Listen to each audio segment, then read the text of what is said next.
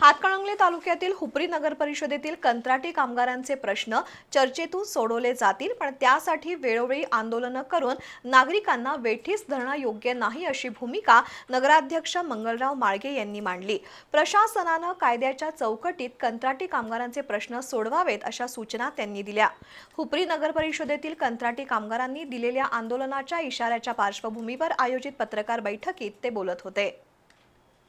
हुपरी शहरातील घनकचरा आणि स्वच्छता विभागात 10 वर्षांपासून काम करणाऱ्या 34 कंत्राटी कामगारांनी गेल्या महिन्यात किमान वेतनासह विविध मागण्यांसाठी काम बंद आंदोलन केलं होतं।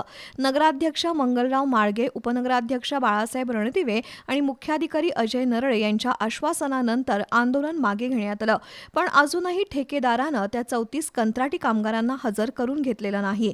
त्यामुळे कंत्राटी कामगार पुन्हा आंदोलनाच्या तयारीत आहेत। या पार्श्वभूमीवर नगराध्यक्ष मंगलराव माळगे यांनी पत्रकार परिषद घेऊन भूमिका स्पष्ट केली। नगर परिषदेकडून कायद्याच्या चौकटीत राहून कामगारांच्या मागण्यांवर तोडगा काढण्यात येईल। चर्चेच्या मार्गाने प्रश्न सुटला पाहिजे असं सांगत हुपरी शहराला वेठीस धरणं योग्य नसल्याचं माळगे यांनी सांगितलं। पत्रकार परिषदेला उपनगराध्यक्ष बाळासाहेब रणदिवे, पक्षप्रतोद अमेय जाधव, रोहित शेटे, बांधकाम सभापती संदीप आपटे, आरोग्य सभापती संतोष वाळवेकर, सूरज बेडगे, किरण कांबळे, अभिनव गोंधळी, प्रशांत जाधव उपस्थित होते।